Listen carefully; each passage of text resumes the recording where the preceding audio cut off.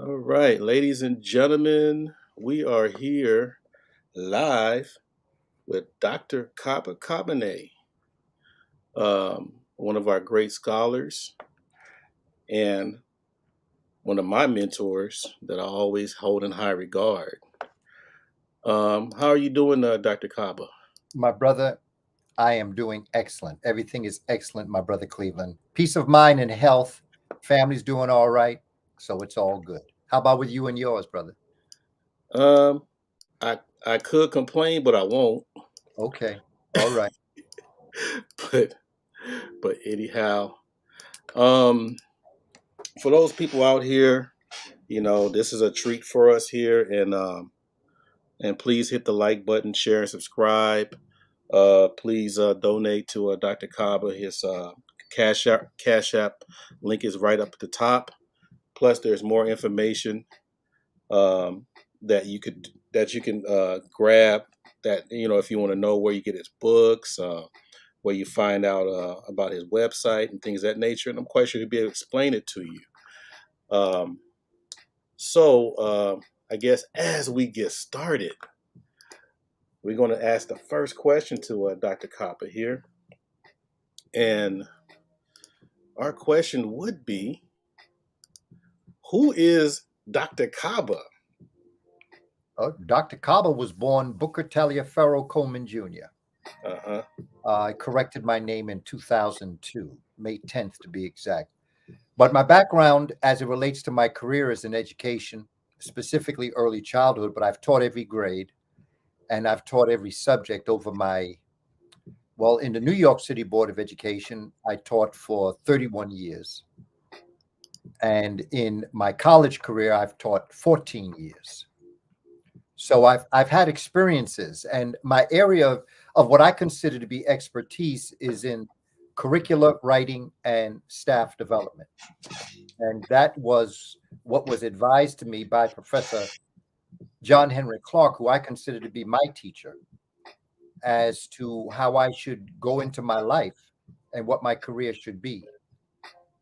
He really felt that we needed as a people to have what it is that we teach the children. He said there'll be principals that have schools, there'll be rich people that can pay for schools. He said there'll be teachers, there'll be buildings, but the one thing that we don't have is the curricula, an African-centered curriculum. What do you teach the children once you get them into the classroom? And so I've spent my life dedicated to developing curricula, what to teach, how to look at the teaching of mathematics and science, language arts, social studies, all the subject areas that we teach. Mm-hmm. Because what we have to do is not just about going back into our history and culture, although that is very important, and that's a cornerstone to our building.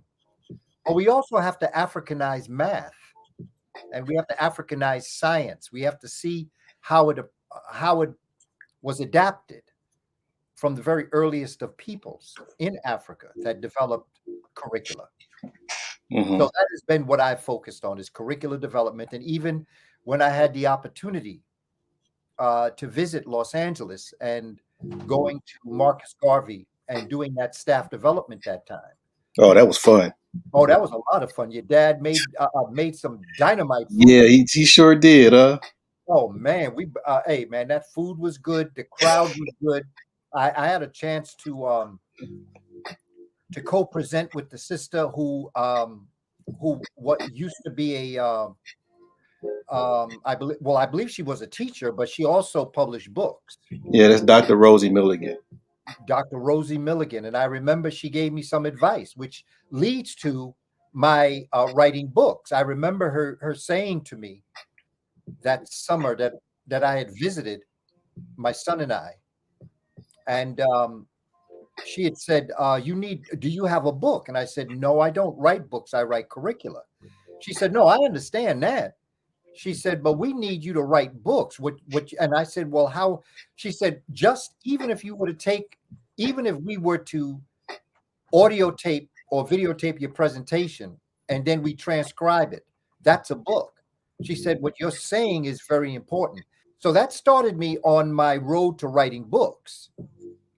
My first book was on Professor William Leo Hansberry, the arch, the what who I consider to be the architect of America's African Studies program back in 1922 at Howard. And then I wrote Spirituality Before Religions, and then I wrote Shabaka Stone, Spirituality Before Religions, and Shabaka Stone. And these were books that I just felt were so very important to write. But if it wasn't for Sister Dr. Rosie Milligan. Say again? Oh, you said Dr. Rosie Milligan, yeah. Yeah, Rosie Milligan. If it hadn't been for her encouragement, it would have been done, I believe, because all things are in divine order. But I think she was part of the divine order that encouraged me to write those books. And so between 2016, give or take, and just recently, March of 21, I produced those 3 books. And so I'm just really very happy to have been able to do that. But that's my background. Yeah, but besides, oh, go ahead. I'm sorry. No, I was just going to end by saying, understanding the importance of culture.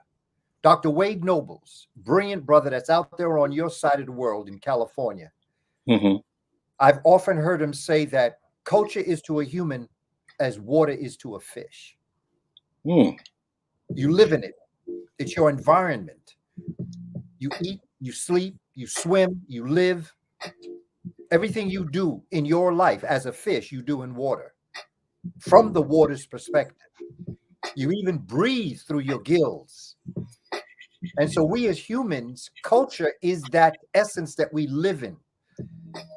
And that is why when people act out of their own culture and out of their own nature, we often say they're acting like fish out of water. Mm. Because you're out of your natural environment. And my brother Cleveland, that's where we are as a people.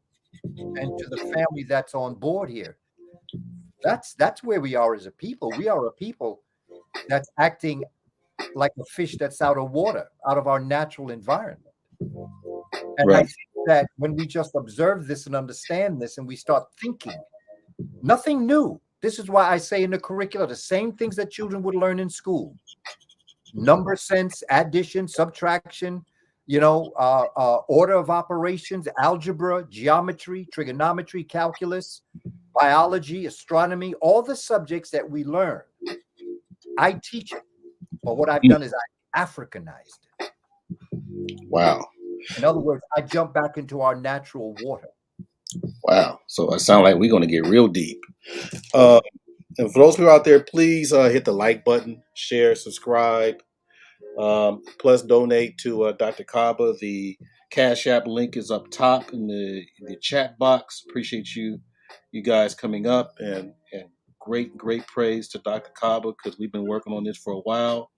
He has offered his time to talk to us in this space, and we normally don't get people of his caliber here. So show some appreciation, and plus he didn't. Oh man, Haru didn't send me your. Did he? I think he sent me your Instagram and put it up there, because I try to put everything in the description box. And if you want to know more things about Dr. Kaba, it's in the description box. And if you have any more questions, please hold your questions towards the end, so we won't have to go further back on that. Other than Dr. John Henry Clarke as your influences, is there any other people or any kind of things in nature that were your influence as well? Well, just as I see Dr. Clarke as I see him as my, let's just say, my male inspiration for what I do. Mm-hmm. But if you were to look at the female inspiration for what I do, it is Dr. Shashi Charlotte McIntyre. Okay. She wrote a book titled Criminalizing a Race, and she was a phenomenal educator. She was, multidisciplined, extremely intelligent, brilliant in her analysis, but she was also able to keep those within her realm, those in her influence, she kept everybody, let's say, friends. She always made sure that people understood that they would, that there's no room for us fighting amongst ourselves. Mm. And part of my sociological background, as it relates to when people say, what's the first thing that Black folk need to do? What's the first thing? The Hmm. first thing I think we need to do, besides knowing yourself, besides self-knowledge, putting that aside, the first thing that we as African people need to do is stop fighting amongst ourselves. Hmm. That's the first thing to me. And that is what Dr. McIntyre often spoke to us about. The need to stop fighting amongst ourselves because we already have enough things going against us for we ourselves to be against us. But now, tied into that, which is part of my book, Spirituality Before Religions, is the fact that you cannot be one with another person if you are not first one with yourself. Hmm. Now, my other question too is how we let me make sure I ask correctly. What is the difference between a quote unquote education versus an African centered education? Is there a difference? Well, let's look at it and break that word down, education, for what it, as it relates to its translation. Hmm. Because if we were to define it according to translation, then we could better get a handle on what it is that we're saying when we say it. Education, and again, language comes from Africa, but I'm going to leave that to the side for a minute so that we can be focused on this. Okay. It comes to us basically said to come from the Roman language, which is the Greek language, which is the African language. But let's go back to the Roman language because it comes from educare or educe, which means to draw out, to educe from somebody. And this is where we get the concept of what's called the Aristotelian model of asking questions.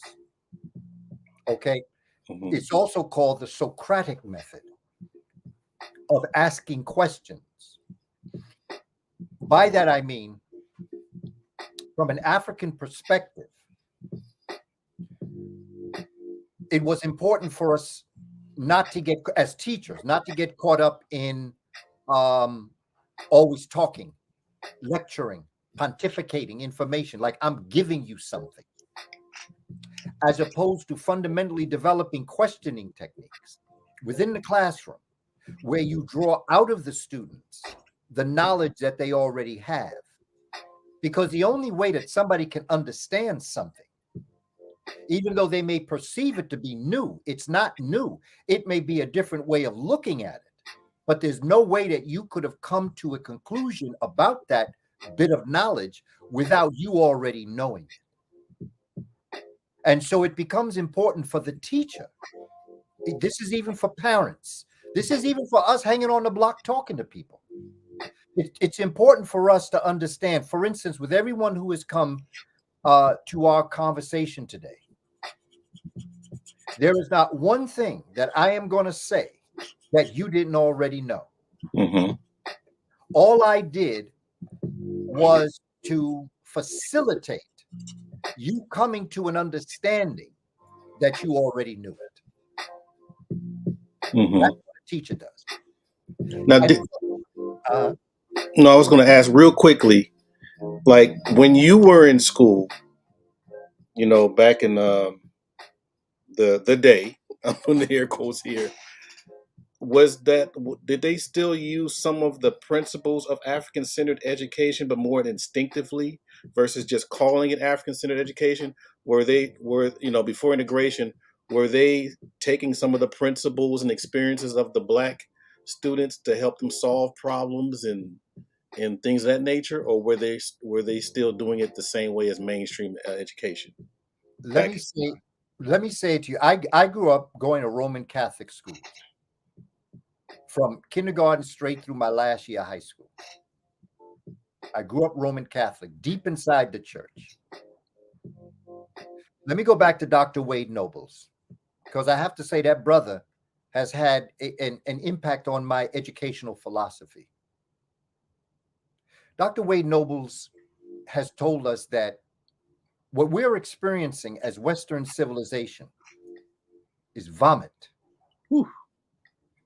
Okay.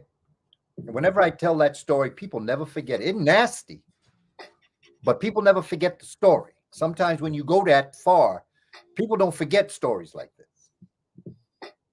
And what he said to us is the fact that when the Greeks sat, and remember, whenever I talk about the Greeks, Greeks were the ones that taught the Romans.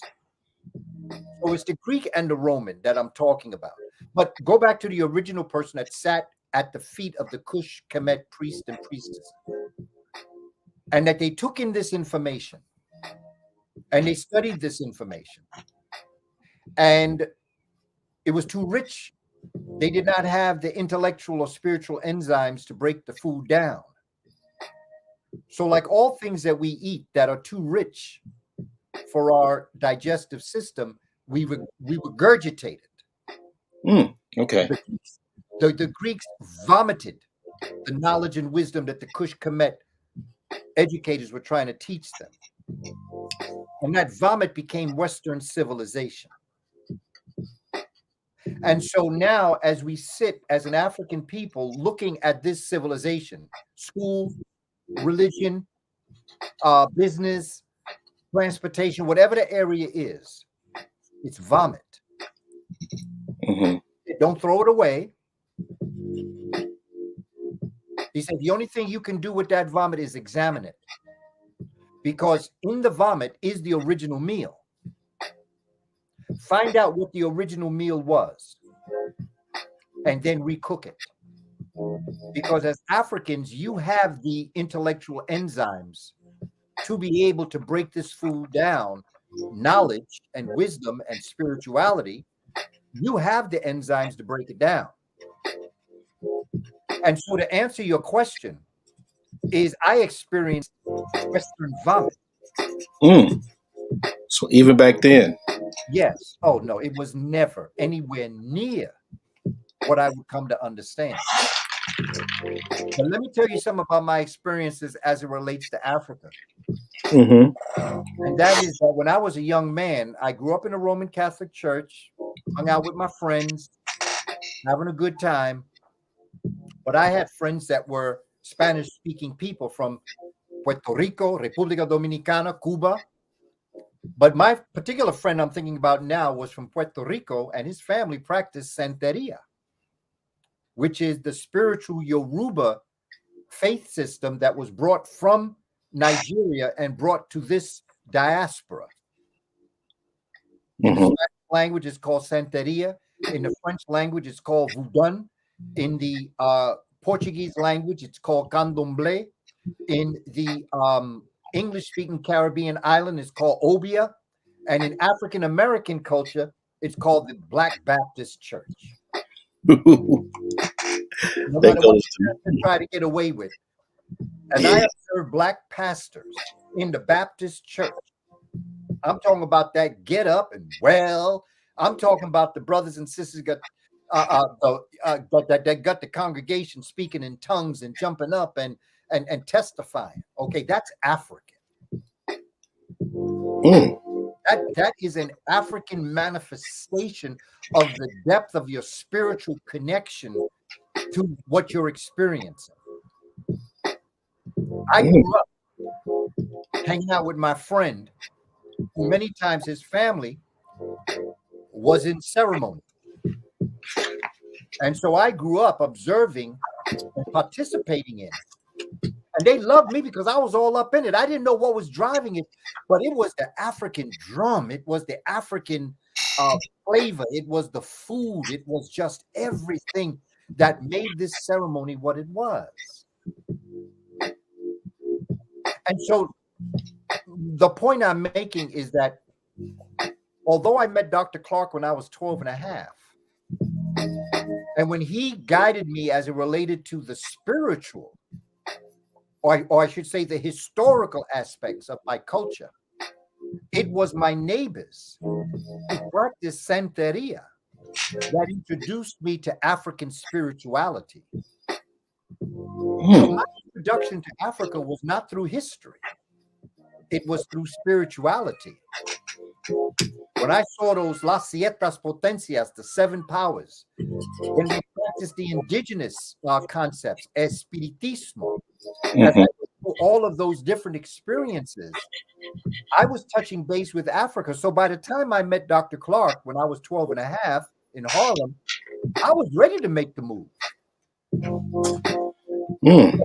The major point to my story is that I was introduced to Africa through the Spanish language, not through the English language. Okay. And it was spirituality that got me there. So that's going to help me skip to the next question. So I guess I'll go back to the other one later because I'm going to go right into what you're talking about. So, and for those people out here, please hit the like button, share, subscribe, and please donate to Dr. Kaba. The Cash App link is up top above the chat box. Okay, so this is going right into your chapter 2 of spirituality before religion, which you guys can either. Is Amazon the only source as far as in buying the book, or is there other things that you want to tell later? If you go to my website, www.kabakamene.com, www.kabakamene.com, I have spirituality before religions that you can order. And I will sign it if you're interested, and I will send it to you. However, it is up on Amazon also. Okay. All three of my books are on Amazon, but only Spirituality Before Religions is on my website. You can also go to my Instagram page Mm-hmm. at Kaba Kamene, Kabakamene, and you can also go into the link in my bio, and you can also order the book Spirituality Before Religions there also. Okay. And yeah, because I'm trying to encourage people to make sure make sure that Dr. Kaba get all his money, because you guys know how Amazon is. Make sure that you go straight to his website, in my opinion. But it's what it is. But we got 42. Oh, go ahead, Dr. Kaba. I was going to say, it is what it is, brother. You do the best you can with what you have. This is what I tell the younger scholars, who sometimes, and not all of them, are very quick to challenge the elder scholars and maybe even some who are ancestors as to what they taught. And what's so important about the younger generations is it's important for them to understand, as it relates to me, everything I do so you'll make it better. Sheikh Anta Diop did not have a Sheikh Anta Diop. Mm-hmm. Dr. John Henry Clark did not have a John Henry Clark. He was lucky he had a Toro Schomburg, but he did not have a John Henry Clark. Every scholar that did their work, Carter G. Woodson, did not have a Carter G. Woodson. William Leo Hansberry did not have a William Leo Hansberry. They did the best they could with what they had. And that's what becomes very important for us to understand, is that I am in no position to correct the elders that came before me and what they taught, even though there are things that I do not necessarily agree with them. Mm-hmm. Today's knowledge is different from the knowledge that they had back then. Mm-hmm.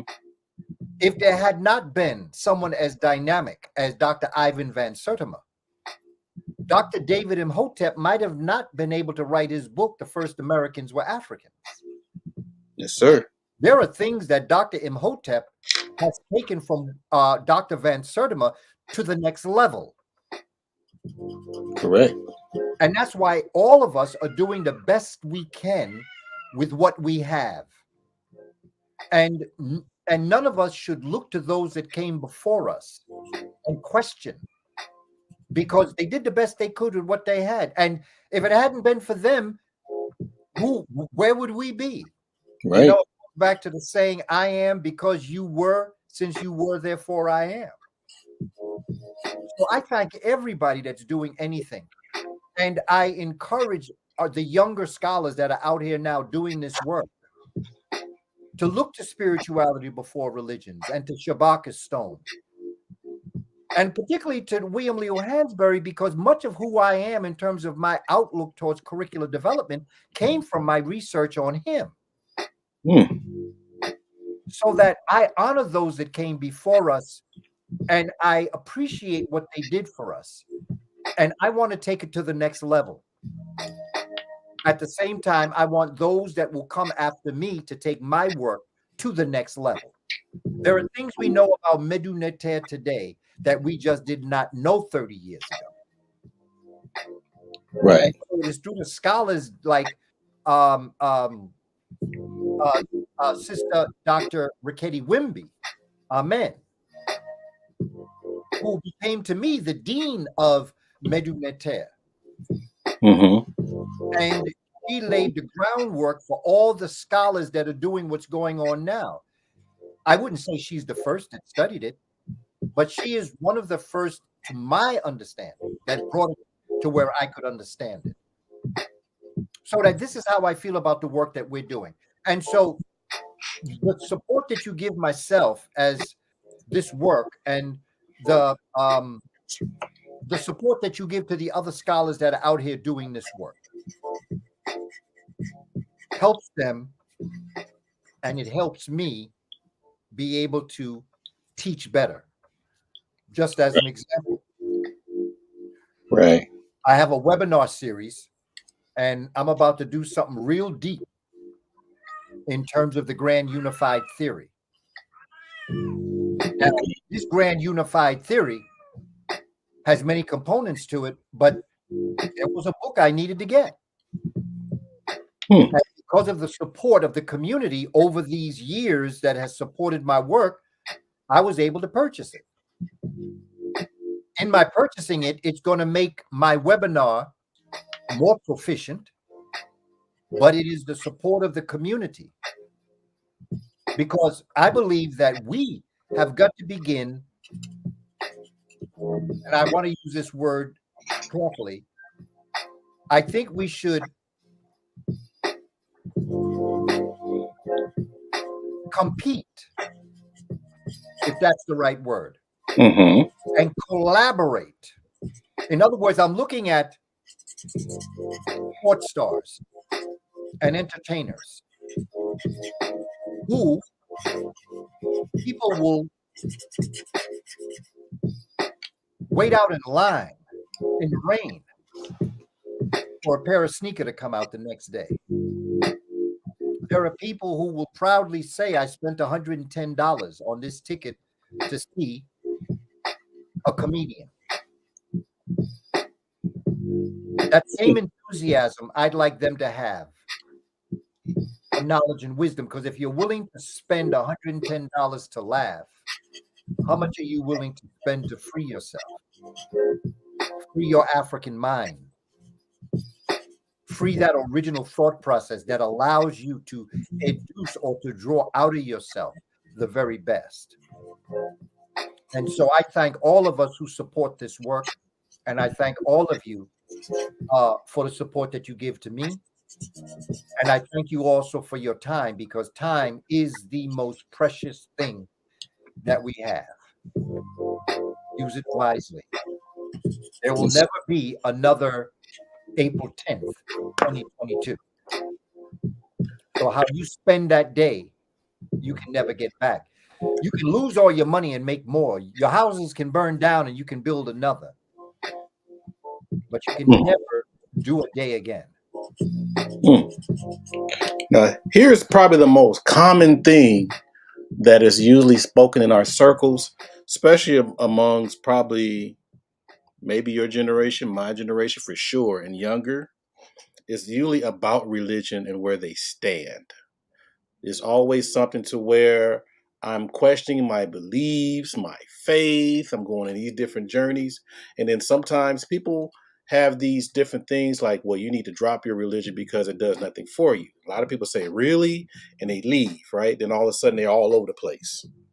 My question is, if they do realize that they're, if or when a person realizes he or she has no use for a religion, quote unquote, or per se, what do you suggest would be their next step on their journey? And that's why I was pivoting to your chapter 2 book, because this whole read is definitely, to me, it looks like an instruction manual, to be honest, like where to go. Because you do cover, sun worship, um, all the way down to the concept of spirit, um, and even going down to the soul. Because a lot of people, when they're in these spiritual systems, they don't really touch on it that much. They just go by what the imam or the pastor tells them.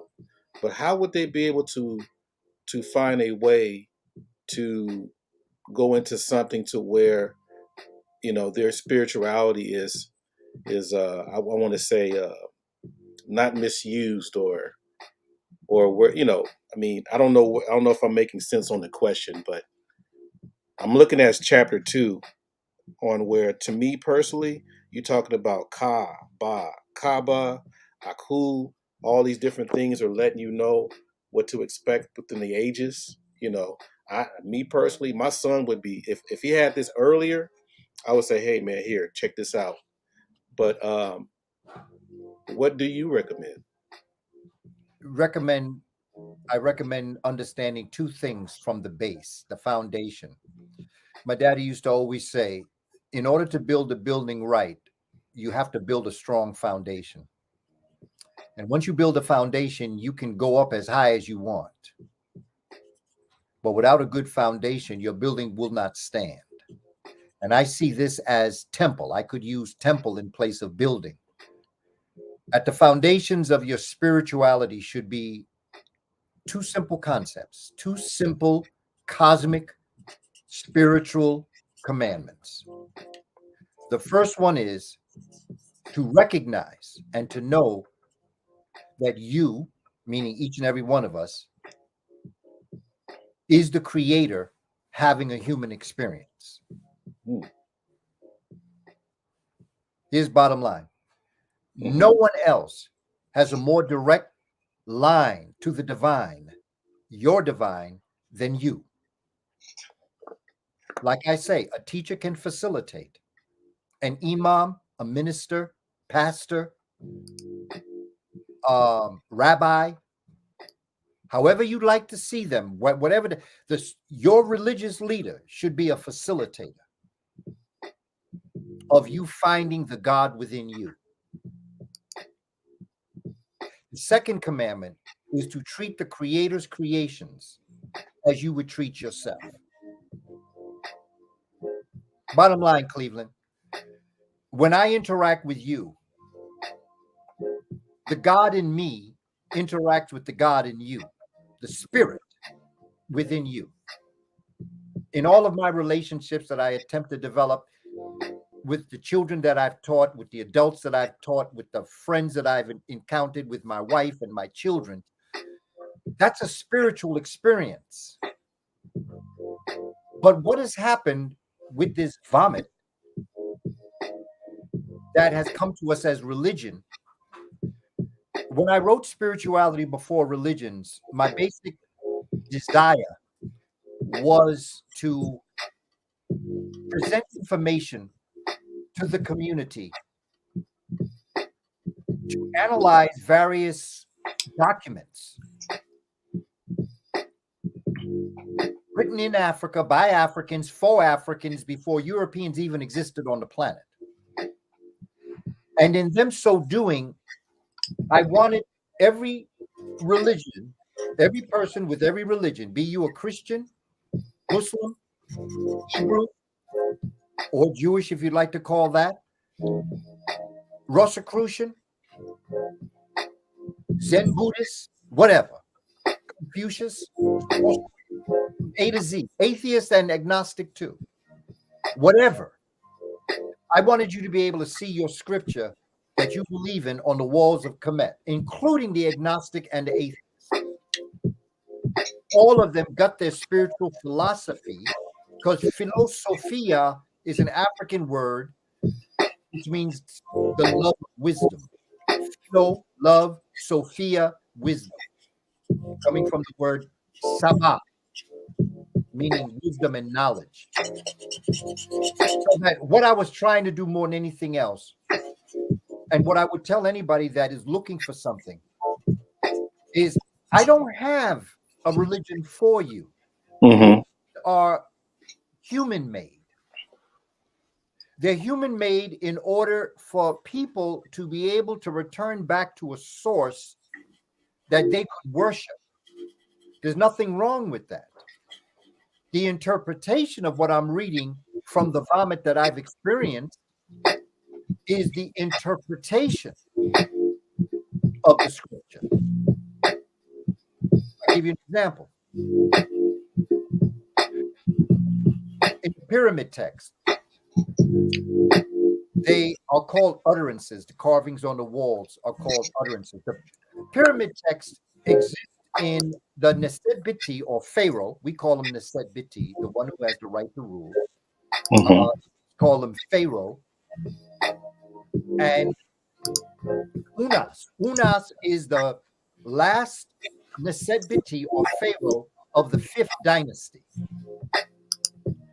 In his pyramid temple complex, he has carvings on the wall. And scholars have numbered them. So in utterances 273, 274, it talks about Unas transforming into a bull. Bull represents Apis, represents strength, vitality, power. And Unas transforms himself into a bull and eats, and it says he's eating the body and drinking the blood of the gods, both, and the goddesses.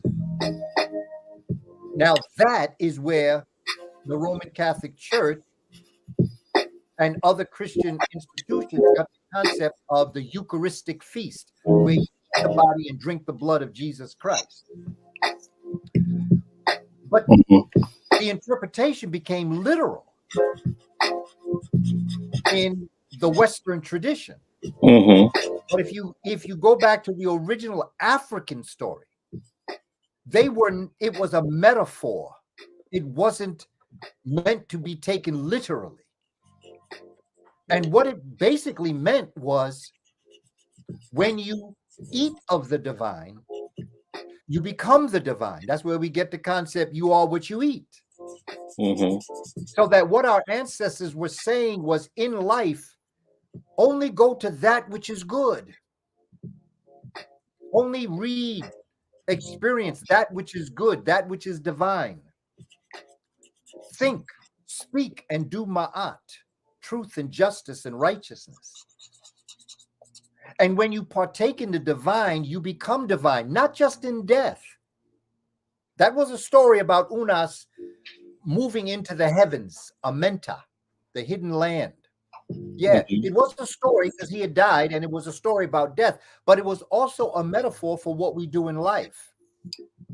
To think, to speak, and to do truth and justice, to be righteous. And they created the certain laws of life that we call the 42 laws or affirmations of Ma'at. And so when you partake of the divine, which is associating with good people, listening to good music, eating good food, okay, very simple. It was not meant to be taken literally, like you eating people's bodies and drinking people's blood. Right. Right. And so you create these made up stories, and then you start believing in them. And if somebody wants to oppress you, there are 3 steps to their oppressing you. They tell you an untruth. They get you to believe that untruth. And then you form a habit of believing the untruth. And while it's the last to be formed, it's the hardest to get rid of. Because even if you come to the point where you know it's not true, but you form the habit of believing it, you may consider continuing to live the life as if you believe it. We have to free ourselves Hmm. and stop participating in the vomit of the Western world. They didn't understand our ancestors. They still don't understand our ancestors. Hmm. It's only up to us. We have got to do it. We have got to embrace ourselves. And once we do that, we can move forward. And I usually have fun with the questions, especially I guess it's easier to ask probably ADOS and Latinos or Afro Latino, whoever has to embrace the blackness in that diaspora. It's like, who taught your parents the concept of God? Then they'll say their parents. And who taught their parents? Their parents. When you can keep asking the questions, it stops right to the slave master. And then you have to ask who taught the slave masters. And then when they start really getting into the weeds, then they have to question like, okay, where did this come from? Because usually people like to skip the steps on how we got this concept anyway. And even people that do, matter of fact, I believe a lot of your pastors that really went to school for this, they know this, right? They study the other religions as well, but yet they find ways to keep people in the church, Yeah. which is pretty interesting. Well, it is. But to the family, Ray and Shaka, who I see are responding by Bible bashing, nothing could be further from the truth. I am not at all. I have never told anybody to walk away from their scripture. And I would never say that because I understand where the scripture came from. I can show you Genesis in Shabaka stone in my third book. I can show you the flood. I can show you who Noah is in evidence on the walls.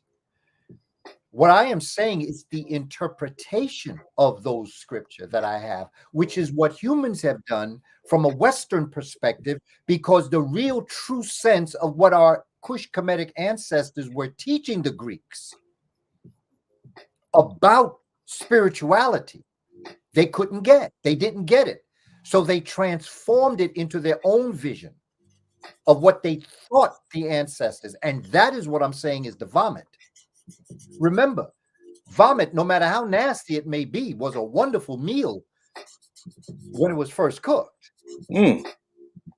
You don't have the enzymes to be able to digest it. You're going to regurgitate it. And that's because your body can't handle what it's eating. It doesn't have the enzymes to break it down into amino acids and then regroup them into protein.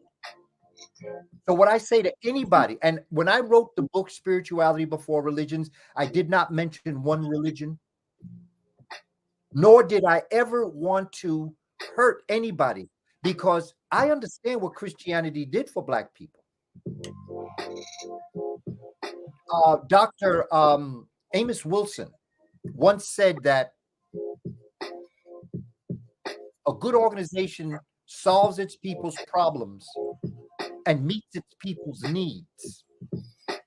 Mm-hmm. And in thinking about that psychologically, when we as African people in the diaspora around the world, to tell you the truth, but let me just focus in on the diaspora, Caribbean, Central South America, and the United States, Caribbean, all, us African people here. Mm-hmm. When I watch what's happening in Ukraine,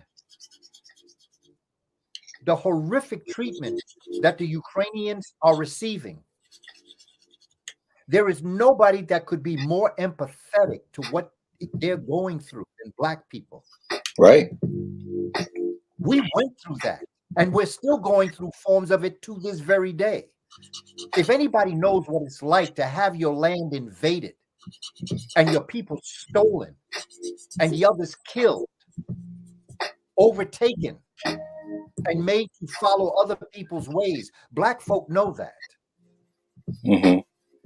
So when we were on the plantation in the 1700s, 1800s, 1600s, going through what we went through,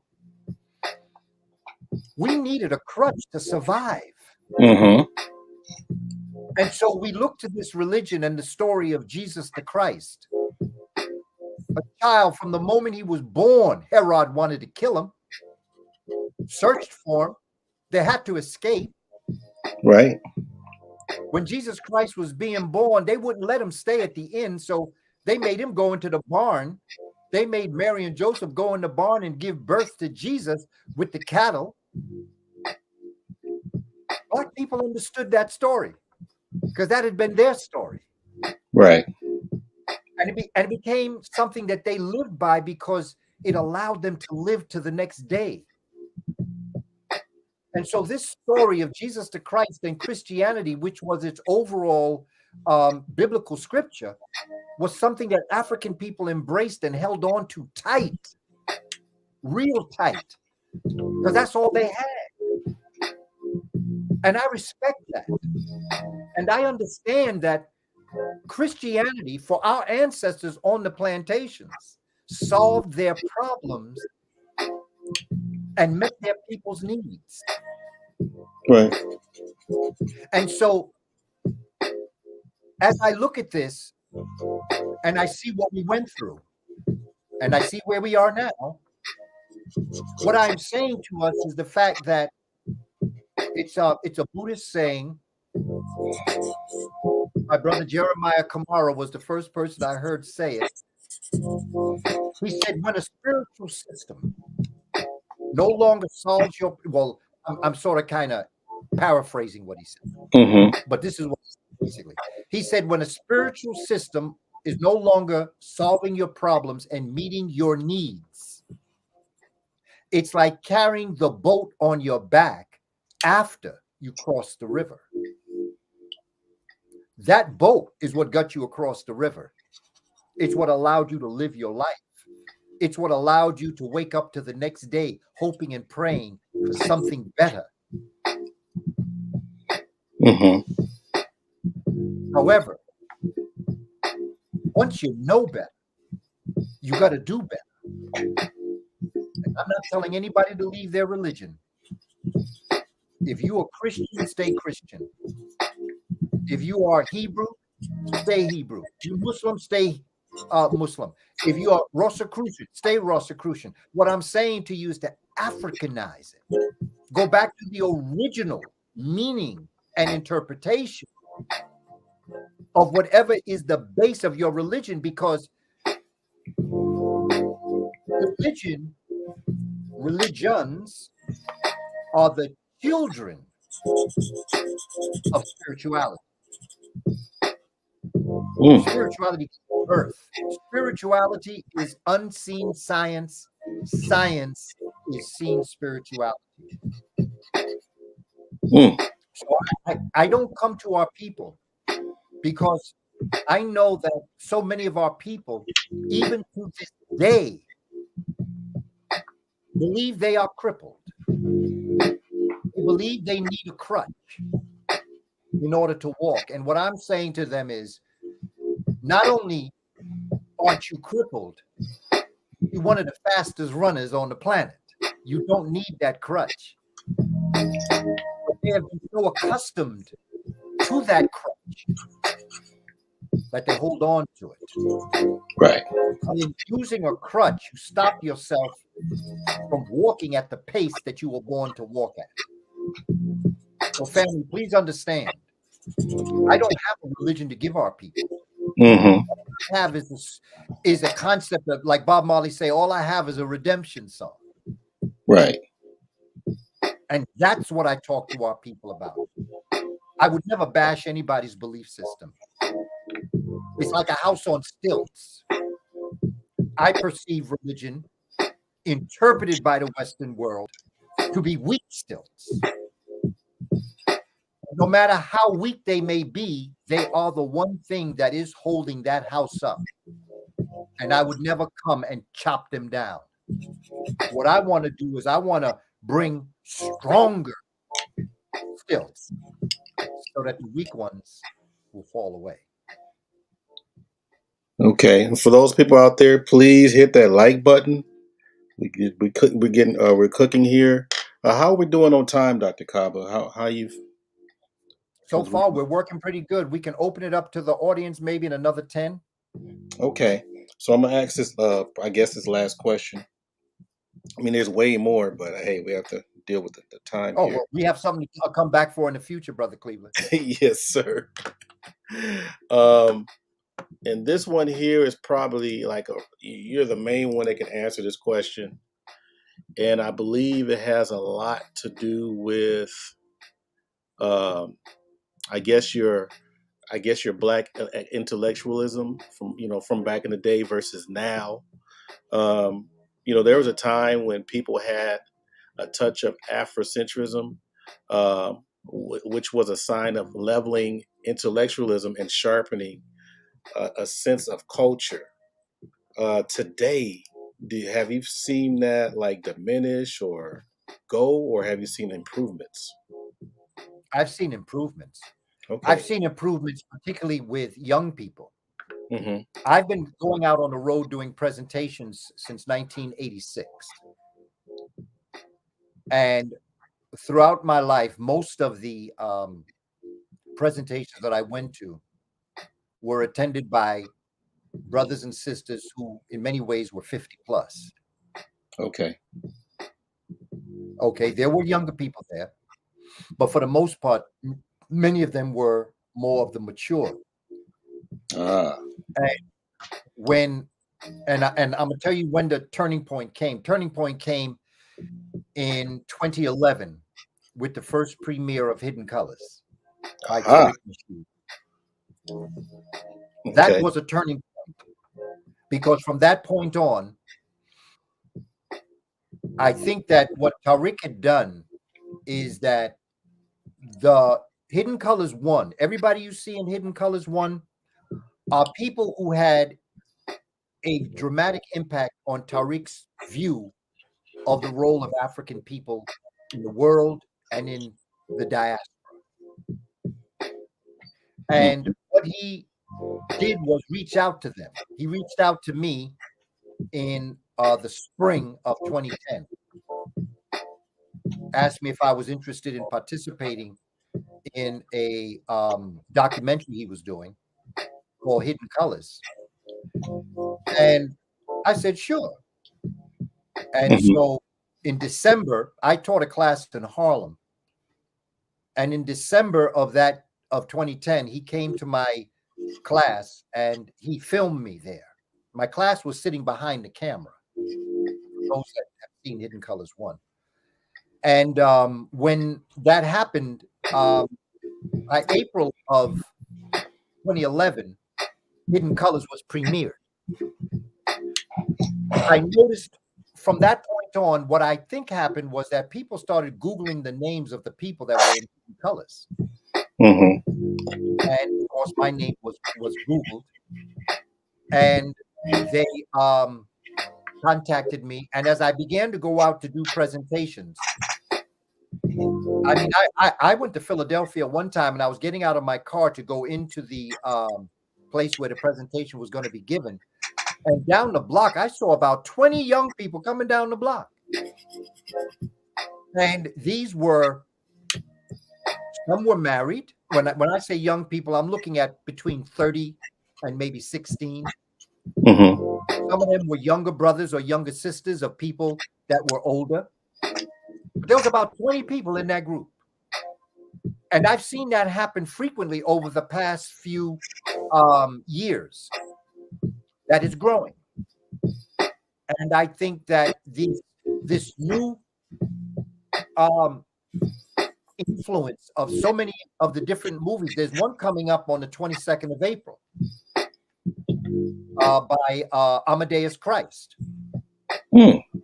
I participated in his first one, titled Outer Darkness. This next one's coming is Heavy as the Crown. Now, for those of you who want to see about African spirituality, check that piece out. It's called Heavy as the Crown.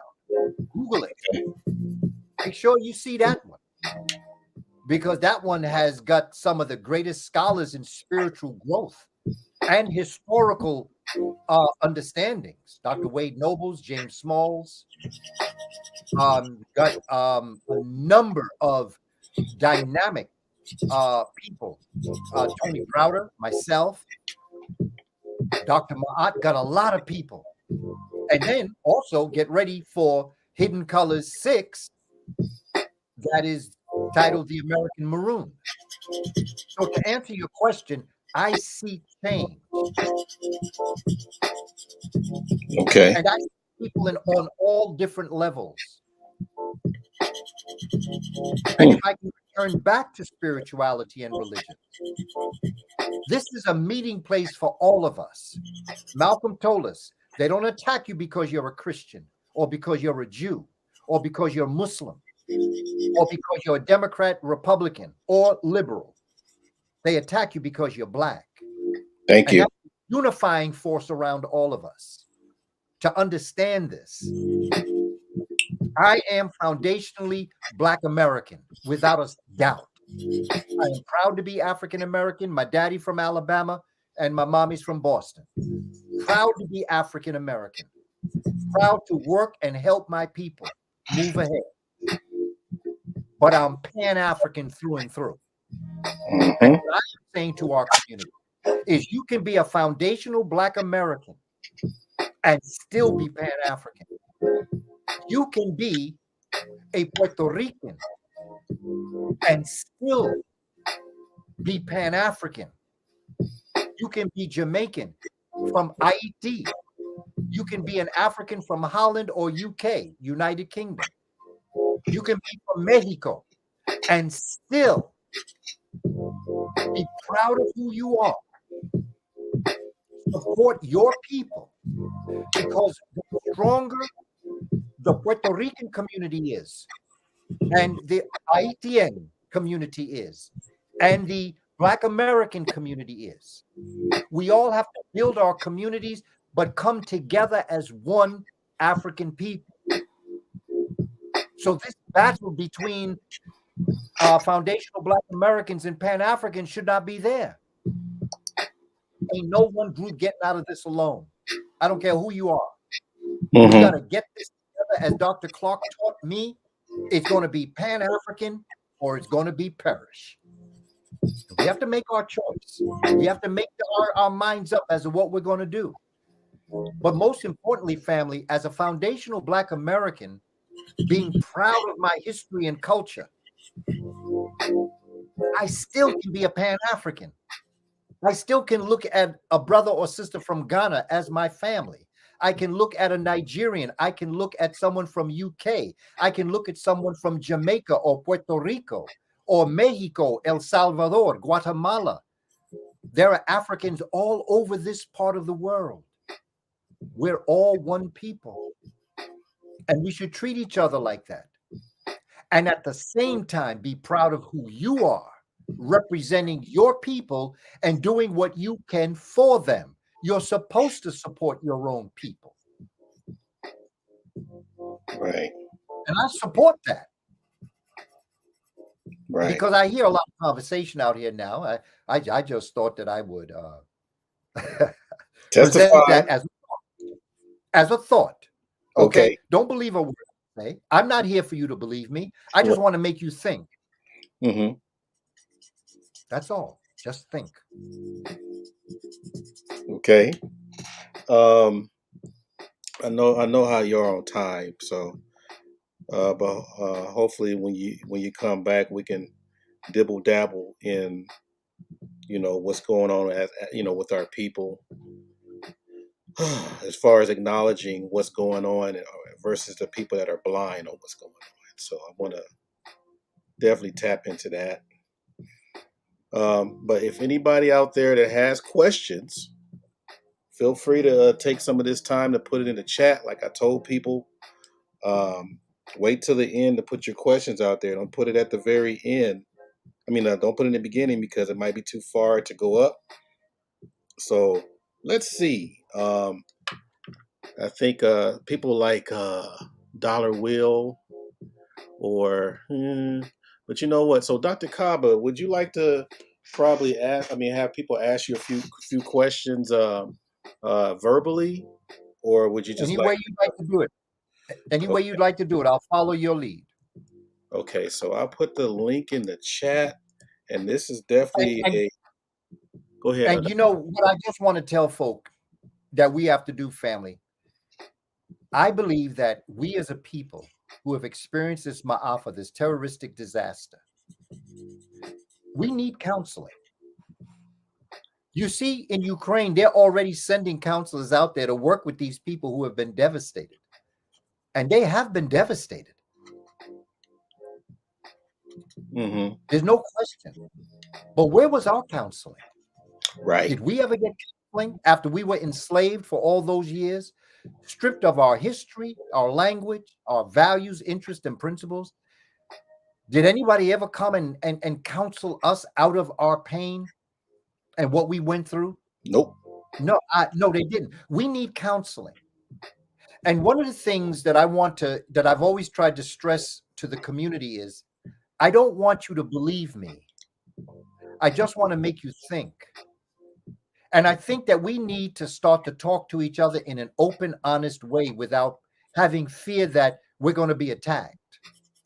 We have to let our deepest feelings out.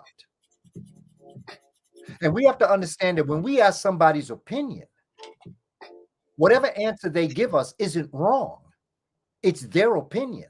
We might not agree with it. It may be way off of where we're coming from, and that's cool. But they're not wrong because coming from their perspective, taking that they're going to be honest, coming from their perspective, they're telling you how they feel. And if we attack people who express the truth as it comes, they won't express it anymore. And what we need to do is to get this conversation going so that we can get rid of some of this pain that we have, that we carry with us every day of our life. Sunday night, many of you are planning. Well, for me, it's later. Many of you are going to work tomorrow. Some of you experience horrible days at work for the way in which people treat you in the position that you're in. Don't I know it? You have to work up your energy just getting up in the morning to get up out that bed to have to face what you have to face. And be on time. And that's not even the job that you got to do. That's how people treat you. Right. The job, if all you had to do was your job, you'd be all right. But the things that Black folk have to go through every day, my sisters, brothers can shave their hair or get a haircut or do whatever they do. But when sisters wear locks, okay, now they passed the law. I understand that all that's cool. But the fact that they had to pass a law to tell sisters that you can wear your hair the way you want, tell me there's something wrong with the way the civilization is. Why do you need a law to say you can wear locks? Think about it. Yeah. That's telling you the fact that women need an ERA, Equal Rights Amendment. The fact that women need an equal rights amendment means that women are not free. The fact that men and women of African descent in America need to have a voting rights bill means you don't have the right to vote. Right.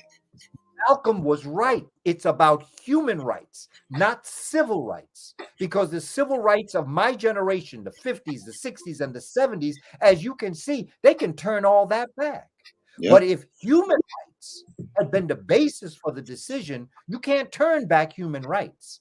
You can turn back the way you treat people, but you can't tell somebody that you are equal to a cow or a sheep or a goat. You have to come to them from a different perspective. It's about human rights first. And then you create a law that goes along the rights of human beings. Right. So we have a guest here named Dollar Will. He's one of your fellow Pan-Africanists right here.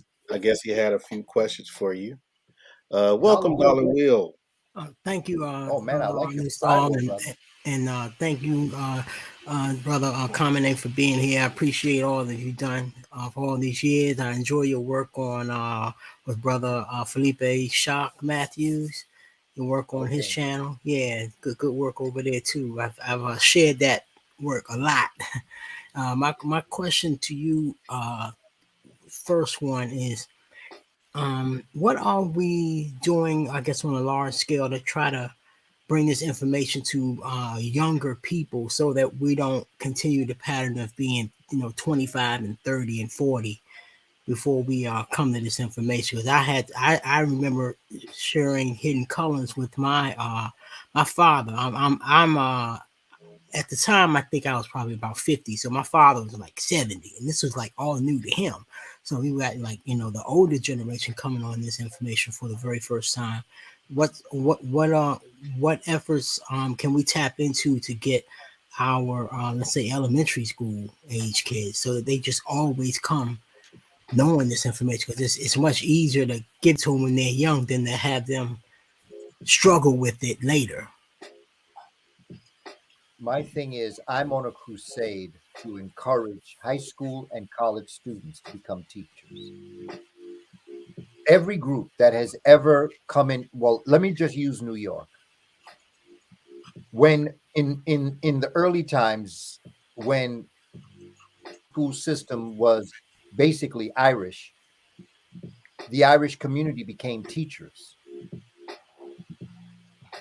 Then the Italian community, the children, the Italian community got on the school boards and they became teachers and they taught their children.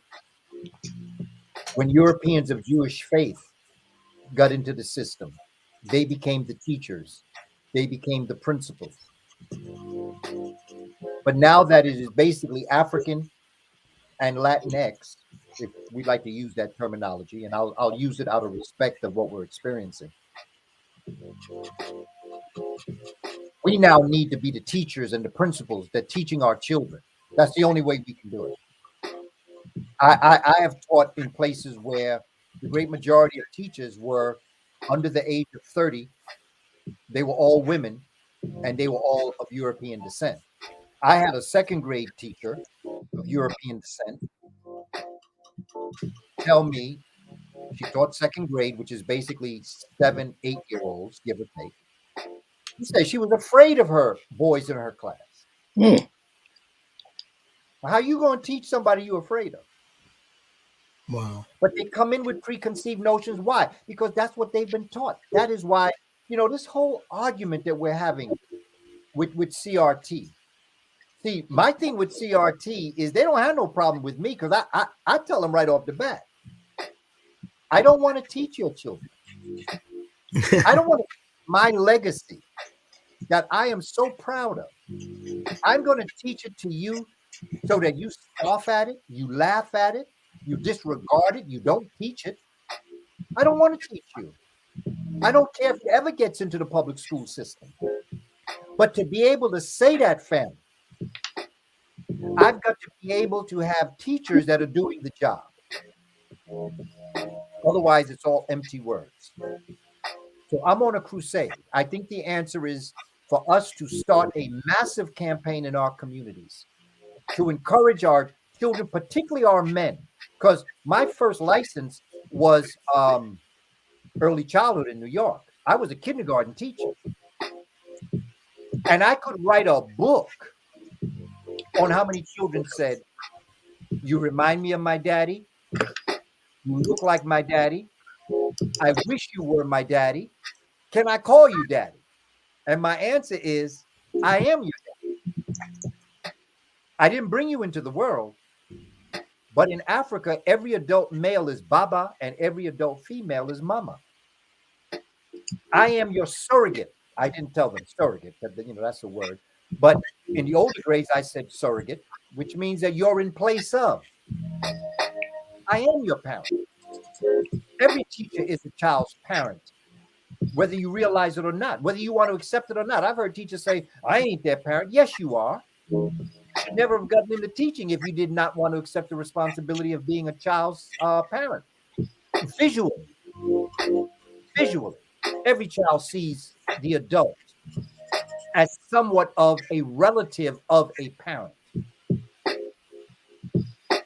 So, to go back to your question, Brother Dollar Will, I'm about us taking the system, not take it back. I don't want to take what's there back. because that's nonsense. I want to be able to establish our own schools. And I think that charter schools and I think that vouchers, while they're not destined to be for us, we can use them. And what do you think about something maybe less ambitious than the school system, like even just a Saturday type of program that we can start a tradition of teaching our kids on Saturdays to supplement the stuff they're getting in the public school system? Because not everybody, unfortunately, is not going to be able to afford a private school. Yeah, you're right. You're absolutely correct, and that is exactly practically that what we can do. Okay, a community center. I went down to Houston and I worked with a brother that had a karate dojo where he had an after school program, and he wanted to implement cultural programs in with his homework helper period, the study of martial arts and other things, church groups that want to teach culture, Saturday academies. I have a webinar that I do every Tuesday. It's up on my webinar that you can get it, or you can also get it on my website. Webinar I use is called Quick Webinar, which is about a half hour in length. And what I'm attempting to do is to teach teaching methodologies. Right now, I'm on parts of the brain and teaching, so that I'm trying to go directly to the community. So in answer to what you're saying, Brother Dollar, my webinars are meant to teach us how to teach. Okay. I have a webinar every first Sunday of the month and every third Friday of the month. So you're teaching the teacher in that. Cool. I'm teaching the community. Gotcha. But I'm teaching them what I've taught teachers. This is professional development. This is what I've taught teachers, but it's time for me to talk to the community, because you're right. Not all the teachers are going to be interested in what I'm saying.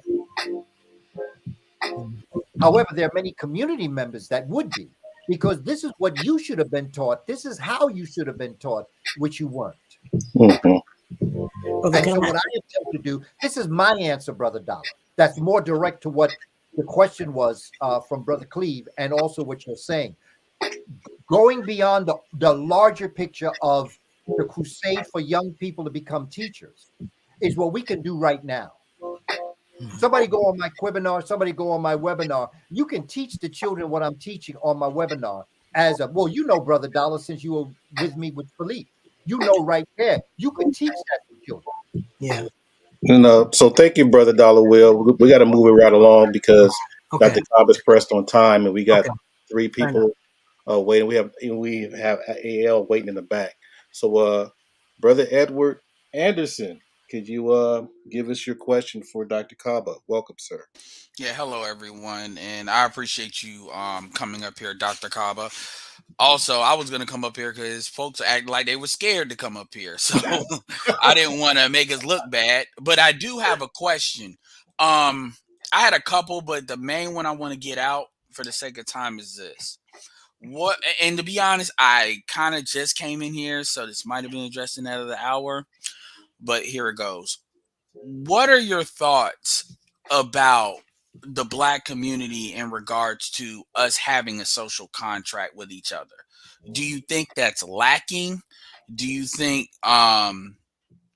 if it is, that's like one of the central reasons why a lot of things don't get done to the extent that it can, because we're like fractured in a lot of different ways, class, gender, whatever. What are your thoughts on like the social contract that African Americans have, or lack thereof? First, my brother Edward, thank you for the question. First and foremost, I think we need to have a contract with ourselves. Because, Brother Edward, I think that when we come to understand our history and who we are as a people and what we've been through, see, brother, we don't understand how great we are. We don't know that those of us that are right here, everybody I'm talking about, But even if I were to talk to the people that are right here, right now with us, do you know what it took to get you here? Do you really know what it took to get you here compared to what it took other people to do? Do we understand how we have fought against every possible type of oppression, every type of game that could be played on somebody, every type of horrendous treatment that could be given to somebody? We have not only experienced, but we've endured, and we've been able to surpass and excel at it. I basically say, if you are Black in America, as well as other parts of the world, but let me talk about the United States right now. If you are Black in the United States, still alive and functioning, you're a miracle. Because everything possible to eradicate your presence was done. Yet still you're here, and still you rise. That is magnificent. And one of the first things I want African folk to understand is how wonderful you are. But we don't know it. We live by something called the imposter syndrome. And one example of the imposter syndrome I often use is Whitney Houston's funeral and the eulogy that was done by Kevin Costner, her co-star in the movie The Bodyguard. And he told the story. It was a little over 20 minutes that he told this story about how Whitney Houston did not believe that she was right for the part that she played. The imposter syndrome is a syndrome that you take on when you belittle yourself and put somebody else above you. That's also the definition of being humble. That's why I tell people I'm not humble, and I don't have humility. Humility is to be humble, and humble is when somebody gives you a compliment and you say, "Oh, that's nothing. I saw you do it much better than me the other day." And we tend to do this. We tend to put ourselves down and raise other people up. And what we have to do is, you can raise somebody else up, but not at your expense. I don't know. I've given many people compliments. I give people compliments. I'm about to give my brother Cleveland a compliment on that phenomenal portrait that he's doing right there. Okay? So I know to compliment people to make them understand how great they are, but I don't have to do that by making myself any less. And nobody could have played that part in The Bodyguard better than Whitney Houston. I think Michael Jackson suffered from it. I think the Prince suffered from it. I think that any Black person, I'll be honest with you, I think Will Smith suffered from it. I think any Black person living in a Western world concept feels that way. Because they are constantly reminded. And I'll give you another example. The Secretary Lloyd Austin of the Department of Defense. This brother, that tall, large in size, booming voice. He is now at one of the highest levels in the military in the United States, Secretary of Defense. Yet he told a story that when he was a general, that he gave the orders that he was going to give his troops to the lesser generals and lieutenants under him, because he said that the troops would listen to them as European more than they listened to him as the person that was in charge. Wow. You live that kind of life, you begin to get an imposter syndrome. When you see Lloyd Austin, you'll always see General Milley with him. General Milley is in a lesser position than Lloyd Austin, but he has him there because General Milley is a man of European descent. He balances it off. Look at President Barack Obama and Joseph Biden. I never saw a vice president with the president as much as it was with Barack Obama, because Barack Obama knew that a European, Joseph Biden, sort of kind of balanced the power that Barack Obama had. This is what we live. And so when we look at each other, we only are projecting on other folk that look like us what we feel about ourselves. But if you owned your greatness, if you knew how great you were, if you understood what you have endured, it don't make no difference where you are in your station of life. If you work for sanitation, you're probably the best sanitation worker. You work for the post office, you're probably the best postal worker.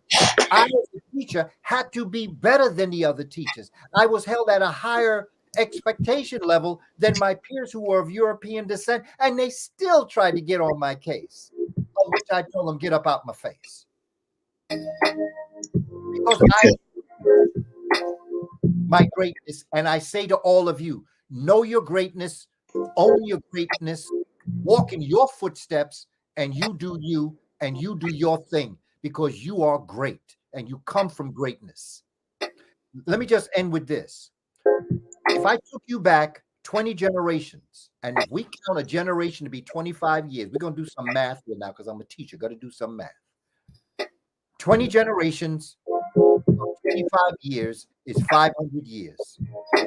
Which would take us back to the year 1522.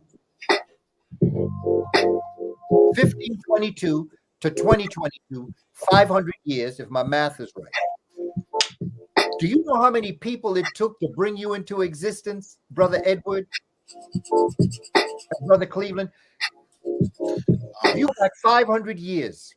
In math, this is called exponential expansion equation. I call it e to the third power. If you went back 500 years to that person that started your chain of events to bring you into existence today, 2 parents, 4 grandparents, 8 great-grandparents, 16 great-grandparents, on down the line, 20 generations. It took 1,048,576 people to live to bring you into existence. So when you or I or anyone else think that we're alone, you see how many people you have with you? You carry them in your DNA every day. Everything that you do, you work it through them. Now, I only took you back 500 years. How many ancestors you have if I took you back 5 million years? Do you know who you are? Do you know how great you are? Do you know how much happiness is in you? How much sadness is in you? How much love, hate, frustration? We carry that in us. And what we have to do, Brother Edward, is first get right with ourselves and get right with all those that are with us. But first, you got to get right with yourself. Okay. And shout out to Brother. Oh, go ahead. You wanted to respond, Brother Edward? No. I mean, that's a lot to chew on. So Yes, yeah. it is. I mean, I look at it from more of a much more basic level, as far as kind of like, there's certain things that we want, as individuals, and then there's obviously as a group, you have to balance that with a group. I almost look at it like like an insurance program. Like, insurance program has a whole bunch of people, and there's certain benefits that people want, and if they don't get those benefits, they don't get in the program. But if the program wants to be bigger, it has to provide those benefits. So when we look at things like mentoring kids and stuff like that, sometimes I always think that things are being asked of certain individuals at the expense of other individuals. So it's not like everybody or a certain plurality of people are kind of all in. Sometimes I just think certain people are more all in than others. But what you just said, as far as the self individual part, I've seen that manifest in other things. So what you say makes sense, because a lot of the cat fighting, so to speak, it is a projection of kind of the lack of sense of self, and the sense of kind of what you described. So like I said, I'm gonna have to chew on that. I'm gonna have to rewatch the clip because I heard everything you said, but that's one of those things that you got to kind of listen to it multiple times to really digest it. So yeah. Okay. And Dr. Kaba, how are we doing on time? Because we got 2 more people that wanted to ask you some questions. Yeah, I'm hop off now. Hey, let's do the 2 questions, brother. Okay, so we have Dr. Clark, the younger version, right here. Okay. And then we have Appreciate Charles you. Faulkner. He's going to be coming in after him.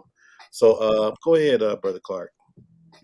I appreciate you bringing me up, and thank you for having Dr. Kaba with us this evening. Dr. Kaba, thank you for joining us. Question: so, how Pan-Africanism has been presented to me, or my interactions with it, has, I'd say, by and large, been from a standpoint of idealism. Dr. Kaba, what does Pan-Africanism look like in practice? When you know yourself, respect yourself, and love yourself, you can look to your family and other peoples of African descent as family and treat them the way you would treat yourself. The God in you embraces the God in them, not just human beings, but all of the Creator's creations. It means that you respect the water, the air, the earth, that you have regard for all things created, and you appreciate life. For me, it's just very simple, but it becomes complex because it's not that easy.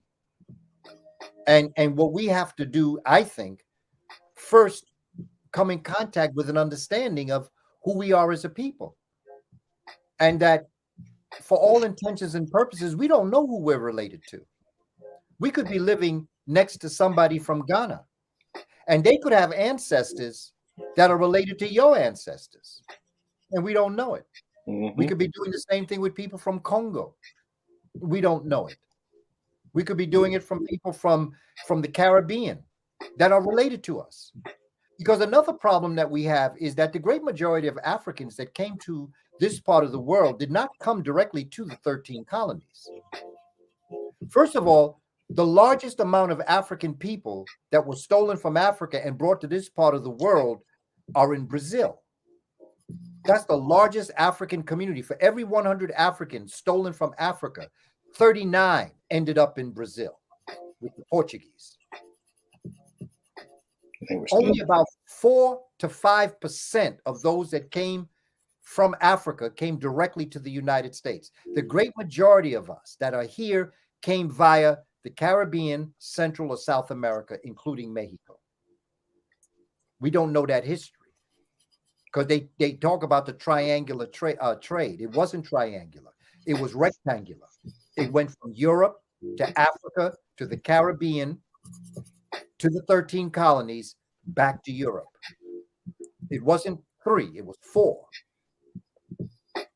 And they used to break the African in the Caribbean, torture the African in the Caribbean, and then send them to the United States, because you cannot control an African that has not been broken, no more than you can control a horse.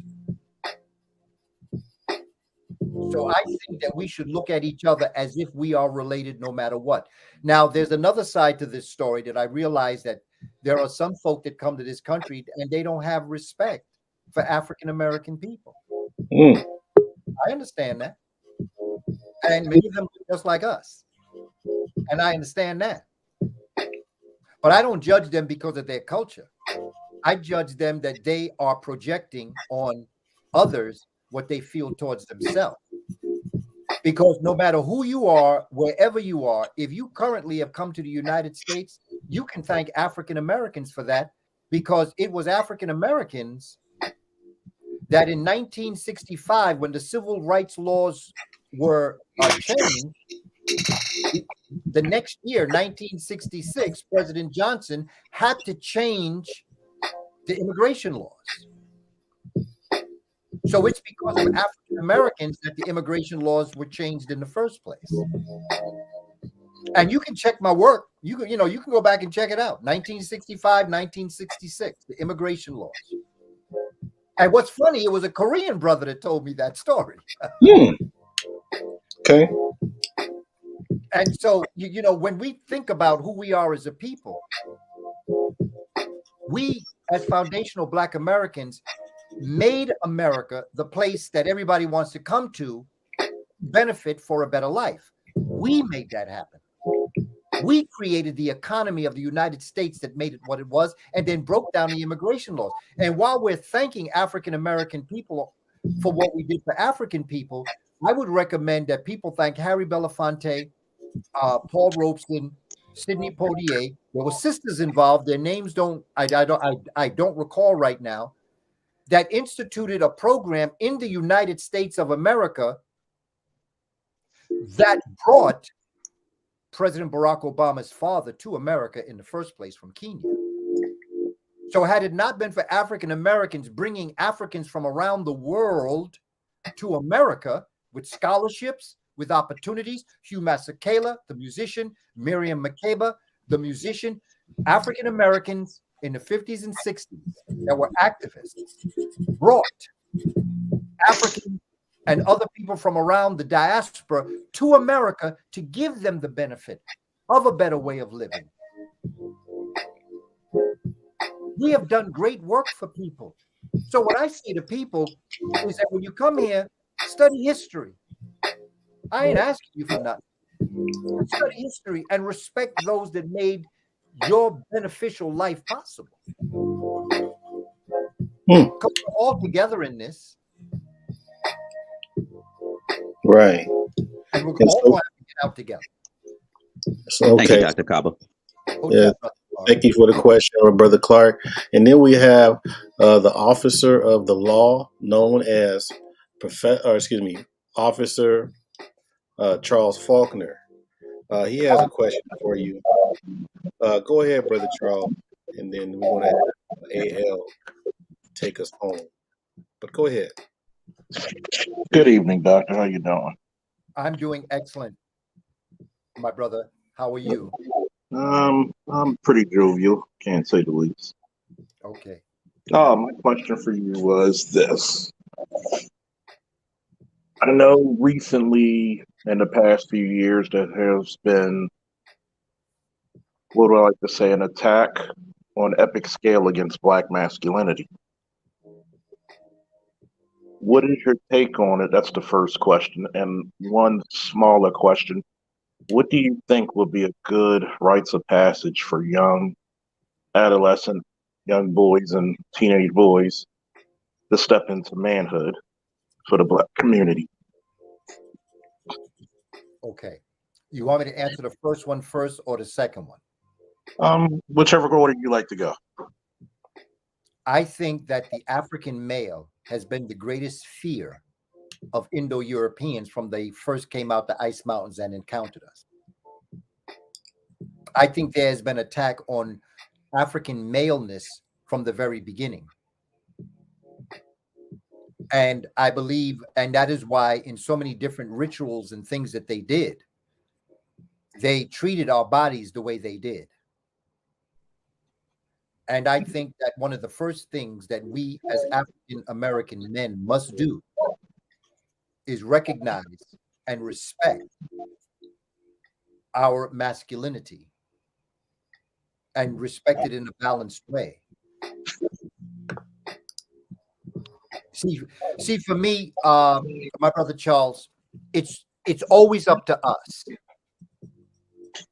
I believe honestly and truthfully that when all is said and done, it's up to us to do what we have to do. No one is going to help us. We have to do this. There might be those that will help us. I'm not saying that that's not possible, but I'm saying that we must not depend on anybody else outside of ourselves for anything that we should do for ourselves. Simple like that. Mm-hmm. And I believe that we should look in the mirror and understand what is a man. And I used to do a program for freshman high school students, and it was called, Are You a Man or Just a Male? And what we did, it was a 17-week course, and I facilitated the first 3, and then I had students facilitate all the others. Mhm. And basically what we looked at is, what is a man? And to me, a man, if I can do this very simply, comes with two words that are really four. Responsibility, which is really two words.